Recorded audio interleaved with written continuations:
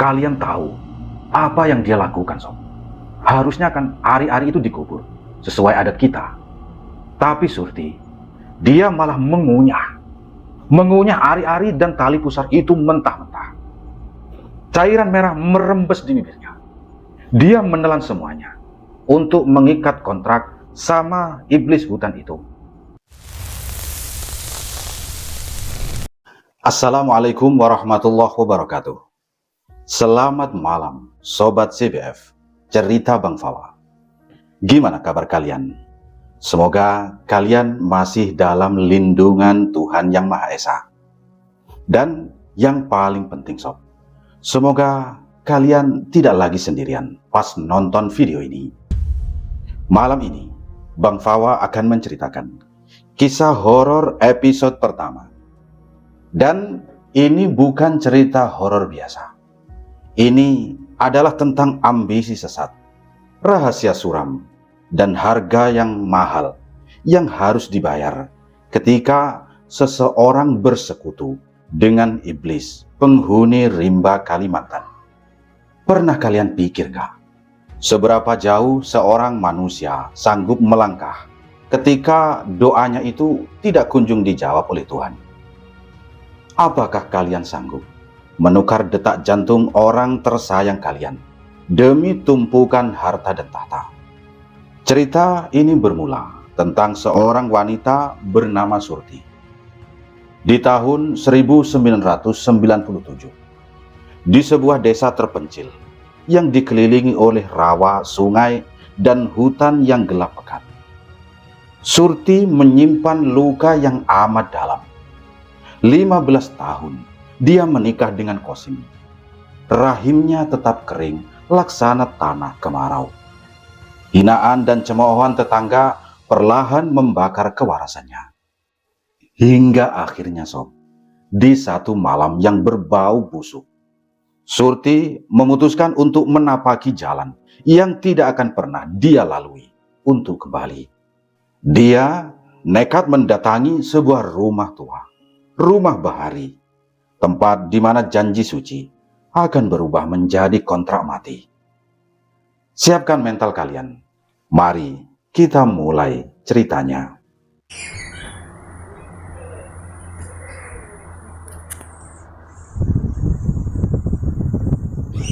Bayangkan, Sob, di malam itu, malam yang sangat sunyi sekali. Cuma ada suara srek, srek, srek dari langkah kaki seorang wanita bernama Surti. Dia jalan sendirian di tengah hutan yang cuma diapit pohon galam sama semak belukar.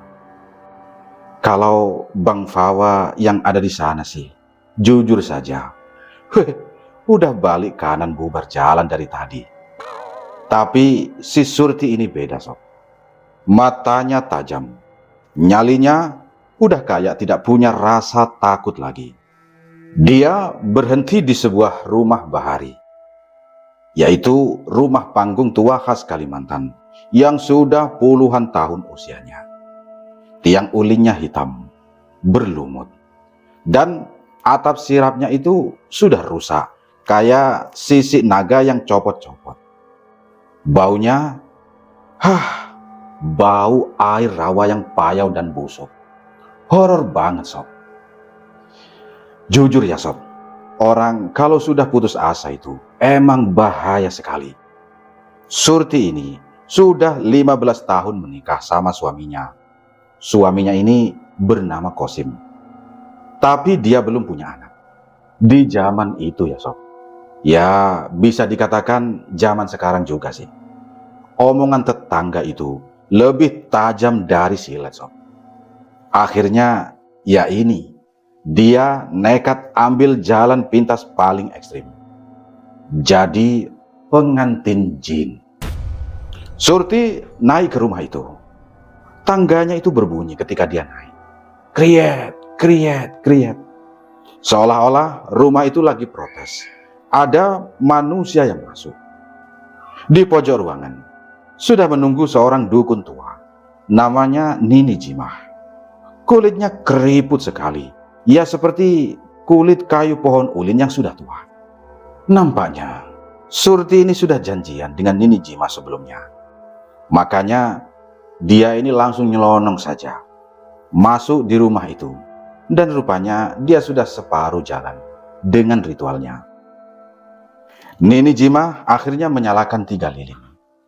Dia membakar dupa. Asapnya langsung ngebul sob. Wangi melati campur bau kemenyan yang bikin pusing kepala. Nini Jima bilang, "Cu, sempurnakan ritualmu. Biar harum tubuhmu menjemput sang penguasa." Begitu kata Nini Jima sob. Surti disuruh duduk mengangkang di atas tungku yang ngebul. Wah, gimana rasanya duduk mengangkang di atas tungku yang ngebul sob? Paling ya anget-anget gimana gitu rasanya. Katanya sih itu buat pembersihan. Tapi tidak sampai di situ sob. Bagian ini yang bikin Bang Fawa merinding. Nini Jima mengambil ayam cemani.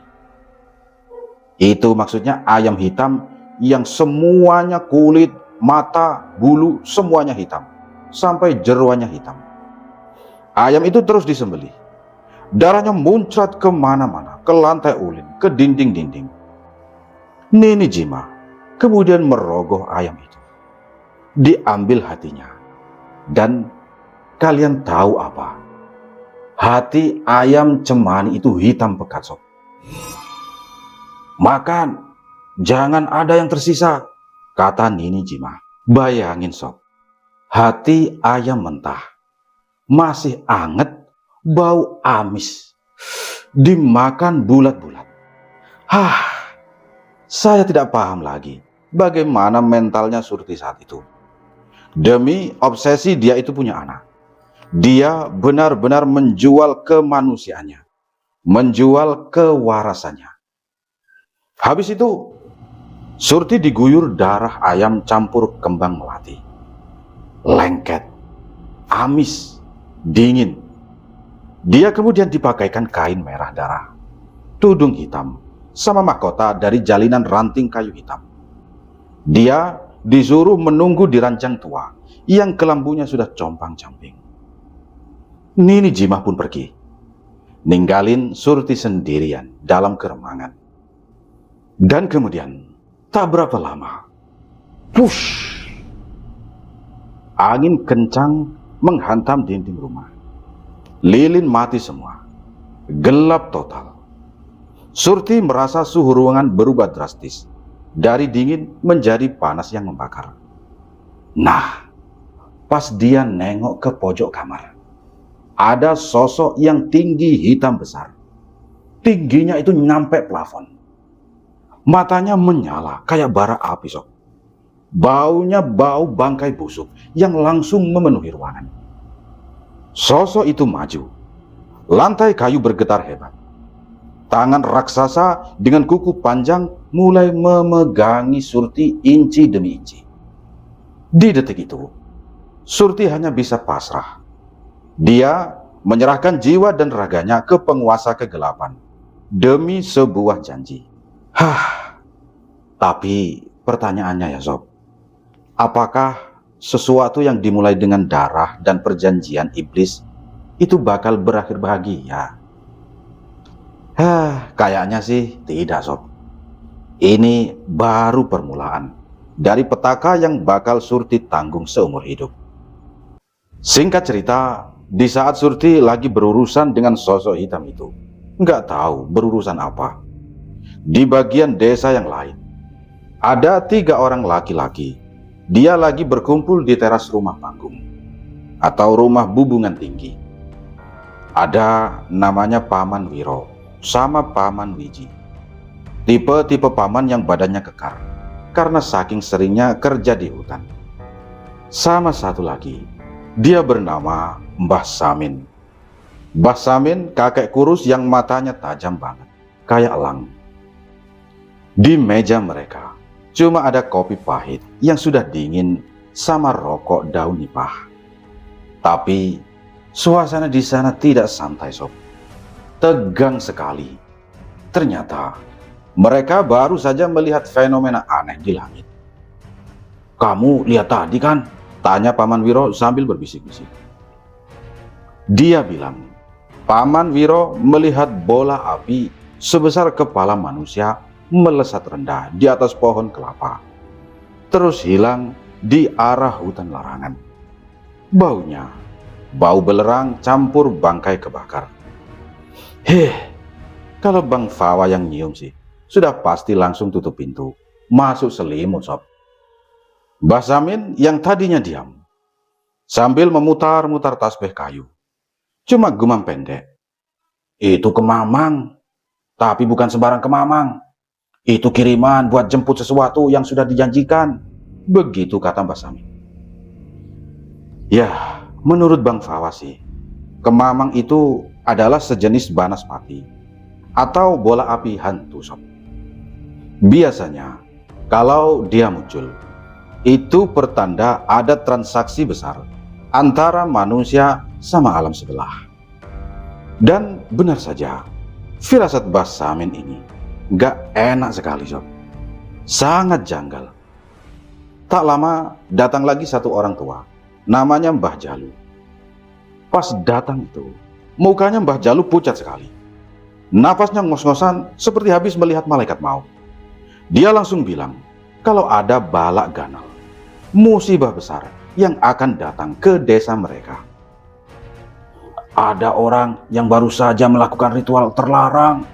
Satu kekuatan hitam sudah lahir di tanah ini, kata Mbah Jamin dengan suara yang bergetar. Mbah Samin sama Mbah Jalu ini kayak sudah connect gitu sob. Mereka berdua sama-sama merasa kalau hawa dinginnya sudah sampai ke ubun-ubun.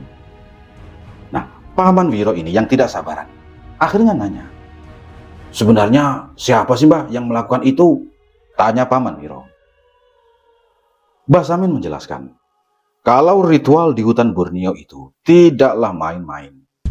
Kalau ada orang yang bisa selamat tanpa jadi gila atau mati, berarti dia dibantu kekuatan yang sangat tua dan sangat jahat. Nah, di sini poinnya sob. Hutan Kalimantan itu memang punya aturan main sendiri. Kalau kalian nekat main api di sana, ia bakal kebakar. Dan orang yang mereka bicarain ini, kita tahu siapa. Pasti si Surti tadi. Dia tidak cuma main api, dia lagi memelihara sesuatu. Terus kemudian Mbah Jalu ini mengasih kalimat penutup yang bikin suasana ini makin mencekam. Kata Mbah Jalu, iblis itu sudah menemukan penggantinya. Malam ini pernikahan itu sudah sah, darah sudah tumpah.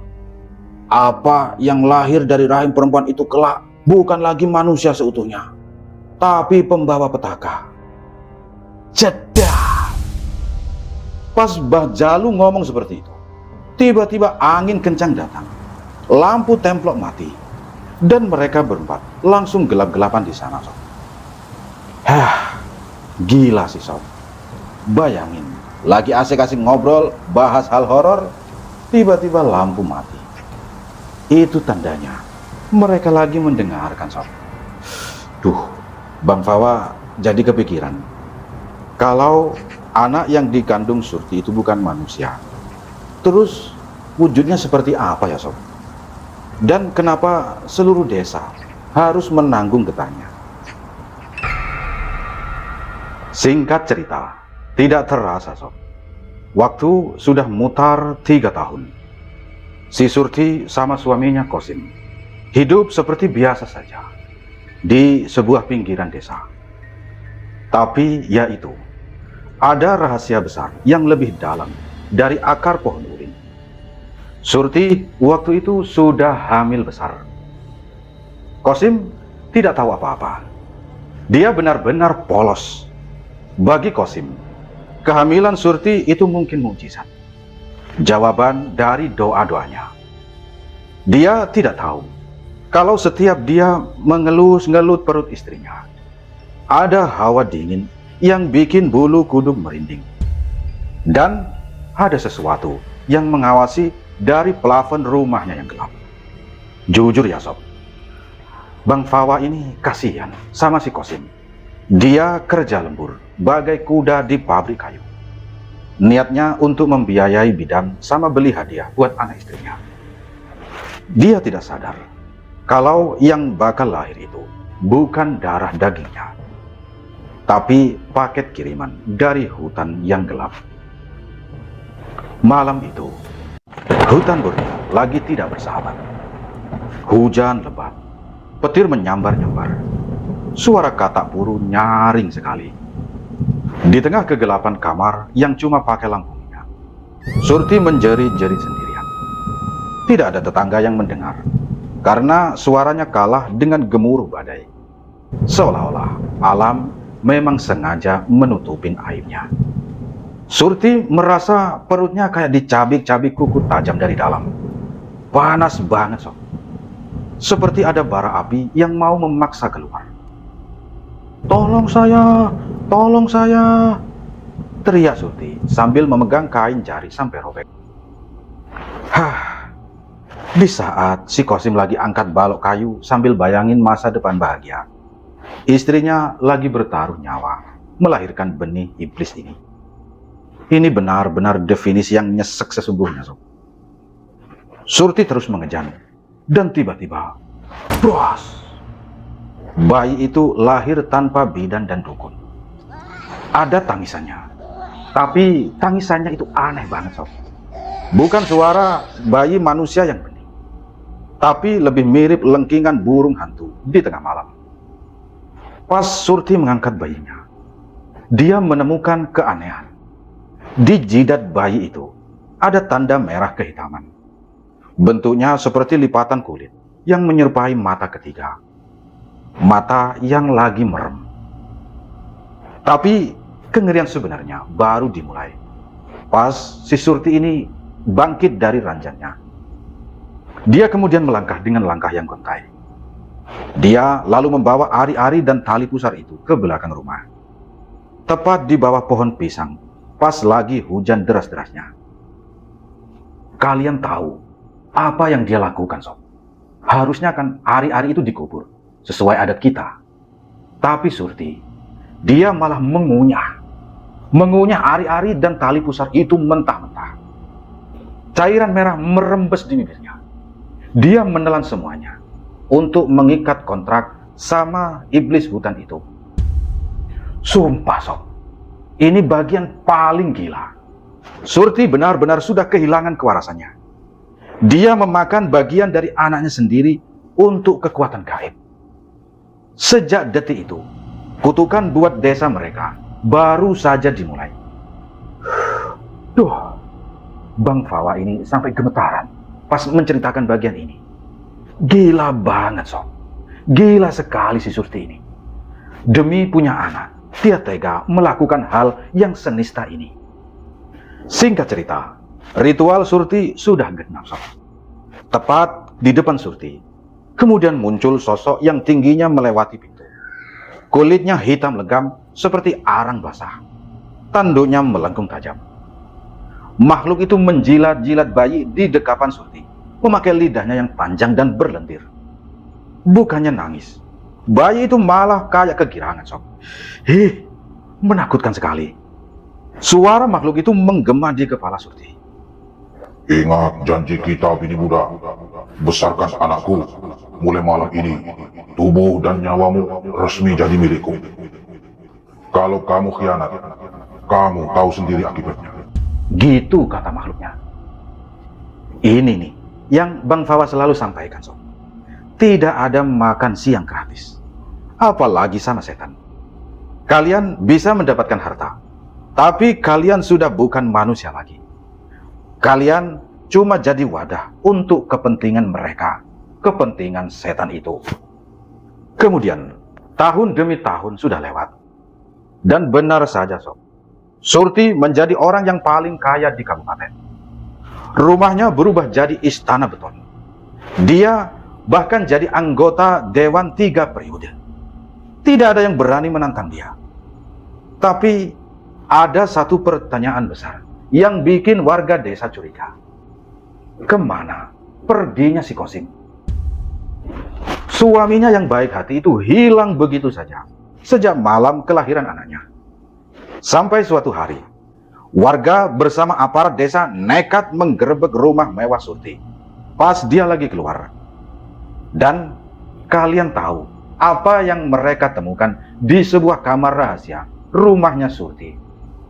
Ternyata sob, di sana ada jasad Qasim. Tapi badannya tidak busuk sob. Jasadnya diawetkan pakai rempah-rempah hitam dan dibalut kain merah. Duduk di kursi kayu sambil matanya melotot kosong ke arah ranjang Surti. Ternyata selama ini kejayaan Surti itu dibangun di atas bangkai suaminya sendiri. Qasim dijadikan tumbal, saksi bisu tiap malam Surti tidur. Ini sih jahatnya sudah nggak ketolongan sob. Dan gimana menurut kalian sob? Akhir yang sangat tragis buat Qasim. Tapi itulah kenyataan pahit di balik pesugihan dan kontrak gaib. Jangan pernah tergiur sama harta instan kalau harganya adalah nyawa orang tersayang. Surti akhirnya ramai-ramai dibakar oleh warga setelah dia pulang dari kota. Demikian cerita ini sob. Dan bagaimana menurut kalian? Kalau kalian suka video seperti ini, jangan lupa klik tombol subscribe, nyalakan loncengnya, dan kasih like yang banyak biar Bang Fawa makin semangat menceritakan kisah-kisah horor lainnya.